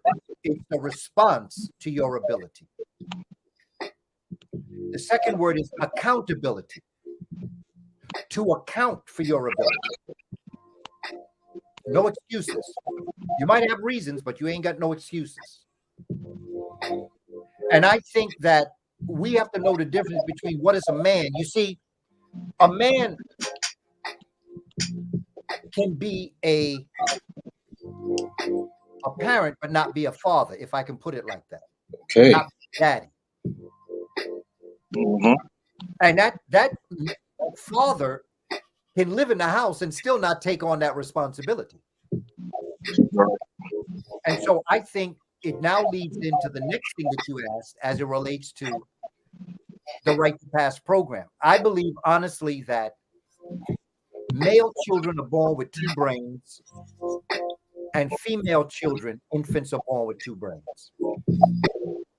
And at the age of 12, 13, in puberty or adolescence, when young men get the ability to produce the type of living liquids, semen, that can produce a child, and when young ladies can go through a monthly cycle that can produce the egg that can bring forward a child, I think they both need to have brain transplants. I think that the elder brothers used to take the younger brothers out into the woods, move them away from the community, and teach them what manhood is. But they had a brain transfer. Young men are born with a brain in their reproductive organ and a brain in their head. A young lady is born with a brain in her heart and a brain in her head. And at the age of 12, 13, they need to have brain transplant, where they move the head of the male from the reproductive organ into the brain of the head, make him double conscious, and then take the brain that was born in the heart of the woman and bring it up to the head, become double conscious. The point is that the best relationships between men and women are when they both have had brain transplants. The worst relationships is when neither has had, because most of their decisions are going to come from the man's reproductive organ and the woman's heart. Mhm.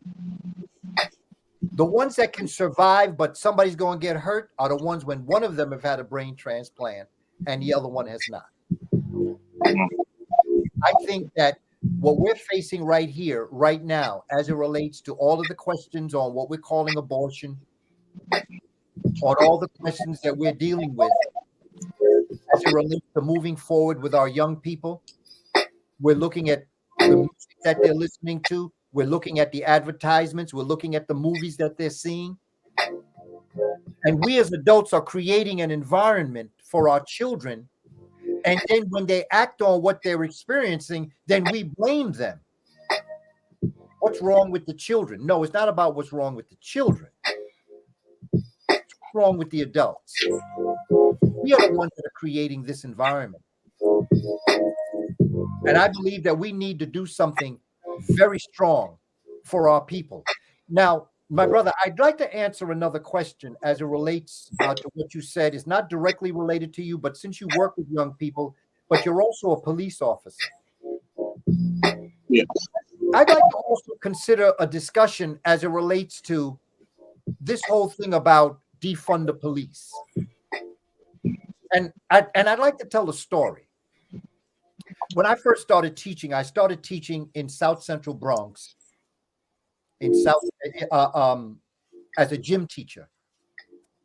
And one afternoon in the late winter, like sometime around December, 3 men walked into the gymnasium where I was teaching. 2 of them were in uniform and 1 was in plain clothes. The 2 who were in uniform went over and started talking to the students that had formed their lines. And the one that was in plainclothes came over to me, and he told me that he was regulating the police athletic league program for the Olympics, the Bronx Olympics. And he wanted to know if I'd be interested in bringing children to the Olympics. Now, to me, I said, wow, that's great. You know, I mean, I didn't know that they did those types of things. So I said, sure. He gave me the information, how to fill things out, get children involved, get permission slips, and all the rest of that. And we brought the children in the spring to the Olympics. And man, there were children that were telling us, this is the first time I ever won anything. The police officers had T-shirts for the children. They had lunch for the children. They had snacks for the children, medals for the children. It was a great day for the children. That's scenario number one, police officer Charles. I just want to tell you that. Scenario two is years later, I worked with the DARE program that dealt with street organizations and drugs. Okay. And they went in and they created programs for the children, of which they used to ask me to come in and do a keynote address to the children. They used to go into the schools and have workshops, and they had shirts and just phenomenal things that they gave to the children. Scenario number three, there's a program in New York, and I'm sure this might be around the country, where they take junior high school and high school students and introduce them into policing. The Explorers program. I'm sorry, say again? The Explorers program. Yeah, that's what it is. Thank you, brother. The Explorers program, okay? And they teach children security. They teach children how to protect themselves, their families, and the community. I understand us using the word defund the police. I understand the anger that we have towards what's happening in our community. I understand that. But I believe that if we were to take money and turn it around to be able to fund these types of programs of the relationships of the police officers with the community, and at the same time, those resources that are going to the police are also going to other organizations. So it's not the idea of taking money from the police. It's that expanding the relationship between the police officers, because I grew up within the Black Panther Party. And the reason why that I remember our conversations was not we were totally against the police. We just wanted police officers like Charles Faulkner to come into our community with a sensitivity to us as a person, because police officer Charles went through the same thing that Kwame went through. And so these types of conversations I think we need to have, because we're getting emotional in what we're talking about. But I, as someone who is a recipient of watching programs between the police department and the communities where positive things come from it, because who do we want to be in our communities as police officers in the future? We want police officers like Charles Faulkner. We want police officers like any of the others, sisters, who would come in and bring that sensitivity to the young sisters that are in the community, that know how to talk to them because they once walked those same streets. I've been saying that on YouTube for how many years, Art? Ooh-wee. Almost 2 or 3 years even. And it's funny because a partner of mine, Cerulean Gray, and myself came out with the Great Faulkner Initiative for young Black boys. And to get them into police, militaries, and fire departments, and also into STEM, and to change within 10 to 20 years the image of the Black man. Where everything you see a Black man, he's in a uniform in a position of power. Yes. And I think a lot of times I've noticed recently from working and coaching students through wrestling for 20 years, it's been that long. Young man getting young, huh? But it's one thing I've noticed. We talked about on our show a lot how the girls are getting a push. I have no problem with young ladies getting their education and becoming astute. But when it comes to the young men, they're always told, well, just settle for this job, in the grocery store. And I'm like, is it your dream to go to the military? Is it your dream to go to college? Why isn't your dream being put into fruition? Hers. I think a lot of young men become disenfranchised and depressed, and they'll seek more destructive means for the expression of masculinity. If you get what I'm saying, and it's funny because there's many conversations I've had with people in this YouTube game for years now. Jeez, and a lot of what you said is very true because studies have shown when you have like a mini academy or an explorers program, the ignorance that I've talked about a lot, the ignorance of law enforcement starts to become a race once you take away from it, because most of the interactions is usually between people who just don't understand each other first and foremost. And let's face it, the culture of the policing, which was racially based and biased for how many decades? Oh yeah, hundreds of years, brother. Yeah. When you try to look into it, and I always said, and I started out with this, when I was coming over here, I said, if you don't like the police that you're getting, we need to start becoming the police that we want to see. And if you're saying somebody is diametrically opposed to your existence, you need to get to their position so you can play God over yourself. And that is self-knowledge. Yeah, and I think you hit it on the head earlier when you said about know thyself. A lot of people, unfortunately, as we see with Will Smith, he doesn't know himself. He's trying to view, and that's one of the things I think a lot of young black men are going through, trying to view their masculinity through the lenses of someone else, especially if it's of this opposite sex they're trying to impress. And you'll really start a destructive path that way. I think that a lot of times, like what you spoke about, we have to get back in the community of mentoring. And we've developed this selfish mindset. Well, it's not my job. And I've always said, the kids you mentored are going to be the kids that you meant to mentor are going to be the ones breaking into somebody's house. You give the kid self-worth and value, they're going to think twice about committing crimes. They're going to think twice about actually excelling in academics. But when you just look at them as lonely, that's where a lot of trouble happens. Yes, sir. But I appreciate you, Brother Charles. And Brother Charles, if I could just bring this also while we're talking, because when I've ever spoken to police officers, I've often said that we have an answer to what our problems are as it relates between the police and the community. And I use myself as an example. As a teacher, one of the things I got in trouble for the most was I did not appreciate any of my peers who did not deserve to be teaching. There was such a high regard I had for the teaching profession.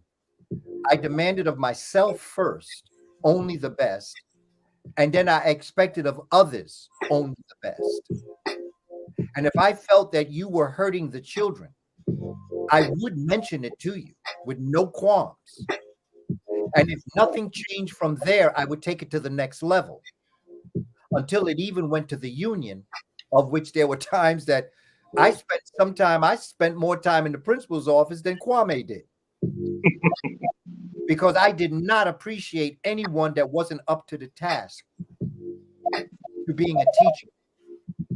And I believe the answer to the problems we face are those who we call the good police. Good police should be insulted and should abhor any police that do not do their duty properly. being a policeman is such a sacred position to me. When you are securing a community, that's a sacred trust that you have with the community and the community has with you. How can you secure a community that does not trust you?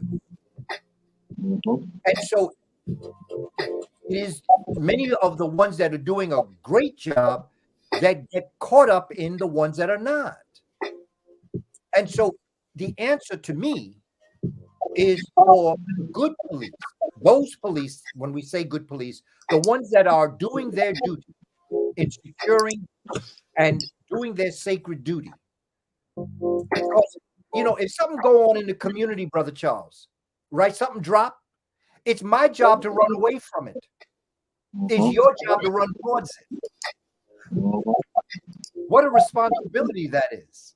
Your job is to run towards trouble. My responsibility is run away from it. What a responsibility. But that's a sacred obligation that everyone should take. Teaching a child is a sacred obligation. The fire department is a sacred obligation. Sanitation is sacred. And we ought to be doing our job with that in mind. Now, I'm not talking about religion. I'm talking about something that's like a calling. Yeah. I think it's one of those things, before I get off, that I'll say this. For a lot of people, I live by this saying when it comes to policing. Not everybody who's for you is your friend, and not everybody against you is your enemy.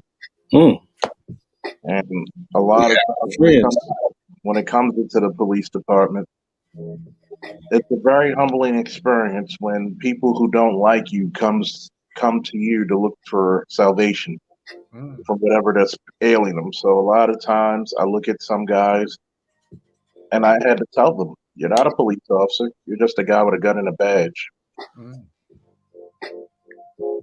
I think the mutual respect needs to come back in full force. But it's always a pleasure talking to you, the good doctor. Always good, Brother Charles. You were the officer that we fought for when we were on the street asking for justice. I appreciate it. I appreciate you, and thank you for doing what you do. Thank you, sir. And hopefully, Art, please give him a copy of the Gray Faulkner Initiative. I'd love to see what he thinks of it. Okay, I'll definitely send it to him. Okay. Thank you. Well, thank you. And so we have our last guest here, Brother A.L. He had a question for you. Go ahead and spit your question, Brother A.L. Take us home. Can you hear me, Art? Yes, we can. Nice and clear. Good evening, Art. Good evening, good doctor. Panel chat. Just about piggybacking off of just about what everybody was saying. My only question would be, seeing as how that you are an educator and a male educator at that, and have seen and witnessed the total shift where it's 90% plus women to less than 10 or 5% male educators in this corporation. They call themselves teaching our children, but I know it's more rather than indoctrination, but we have to have it because you got to play by the corporation's rules. It's like I don't see enough male educators, and especially educators of our hue, in the system. Art is one of the few, and I have total and the most utmost respect for Art because he's been in the game for over 20 plus years and he hasn't given up. And I had aspirations in the beginning of my early 20s of trying to be an educator, and I was going to major in kinesiology, but through gynocracy, folks in my family wanted to hold me down and make me just a grunt worker and uplift the females in the family. You know how that goes, you know what I'm saying? So I had to pick my lot in life and I went with it. But I digress from that to get back to the point. What do we have to do to see more male African American, well, Negro educators in the system? Well, my thing is to actively voice it, to speak. Because when I was teaching college, I used to always tell my students, double major, or you can minor in education. Get your you can get 12 credits. But whatever you do, you're going to be a teacher. Every adult is a teacher, no matter what. It don't make a difference what you do in life. You could always teach it. You could be FedEx and teach what you do to a child on career day.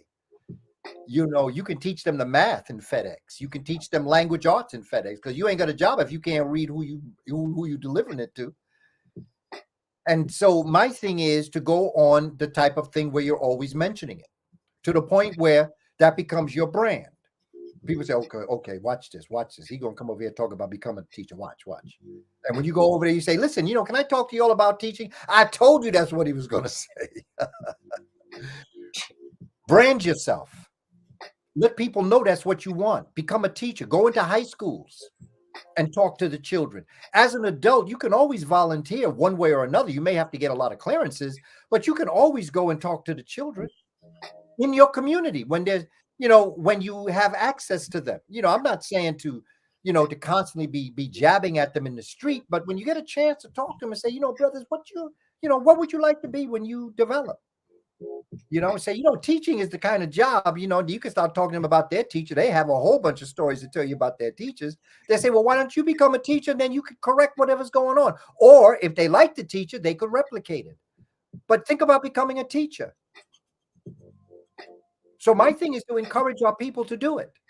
Encourage our people. I think it was one of the earlier questions. I'm not quite sure exactly which person asked the question, but the idea of creating after-school programs.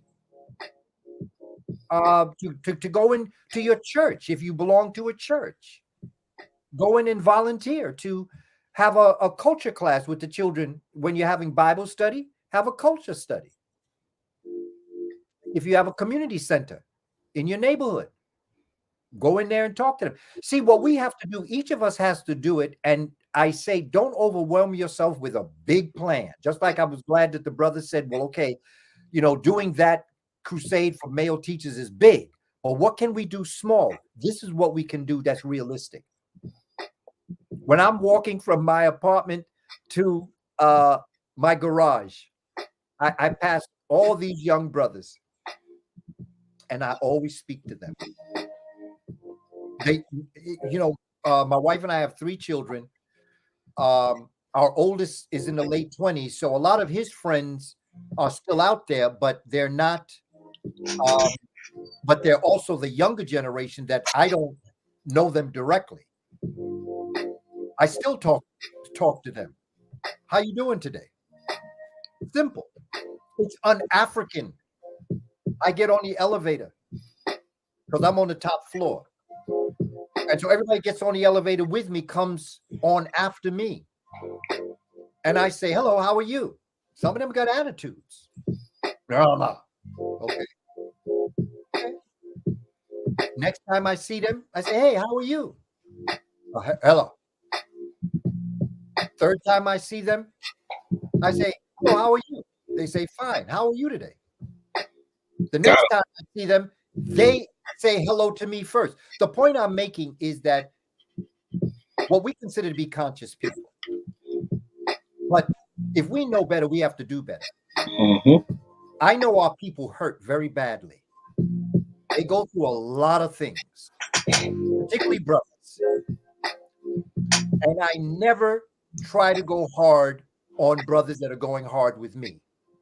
Now, of course, I'm not talking about putting my safety at risk. I'm saying that somebody has to be willing to continue talking until my mother used to always say, Skip, no matter how cold the iceberg, that's my nickname, Skip. No matter how cold the iceberg, it can melt at a certain temperature. You just might not be that temperature right now. And so when they come on, they ice. I speak to them. They don't want no part of me. The next time I see them, I'm still courteous. They warm up a little bit that ice melts. The third time they see me, it melts even more, and they're more receptive. And the final time they thawed out, they speak to me first. Now, that doesn't always happen, family. So I'm not trying to create no idealistic thing. I'm just giving us an understanding that our people hurt by matter of degree very badly. We don't know what they're going through. I don't want to be another thing that hurts our people. I ain't gonna put myself in harm's way now, so I ain't no fool. But at the same time, I'm willing to always address them and to respect them and to love them unconditionally. Even if you're not ready to speak to me, I'm still always ready to speak to you. And for some reason, it mostly has worked because our people want to love. We are a people to people person. Asians are a people to group. And I'm not speaking in absolute, so I'm not saying everybody like this. But according to Dr. Edwin Nichols, the African axiology of perception of worldview, we are a person to person. African people are person to person. This is how we interact with each other. And it is the person to person relationship that creates the society. It's based on the person to person relationship. The Asian community, because of what they have to do in the ice to depend on survival, they are person to group. They are from the person to the group. Okay.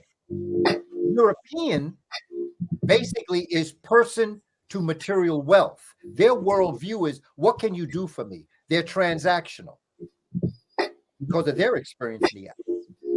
The Asian community is person to group. Their responsibility is person to group. African is person to person. We're responsible person to person. But we have been so hurt. The hardest hurt is the hardest. The hardest hard is the hardest hurt.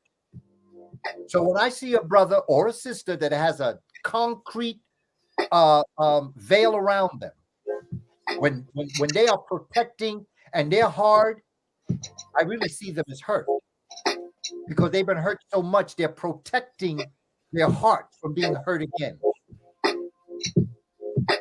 Okay. And I appreciate you, AL.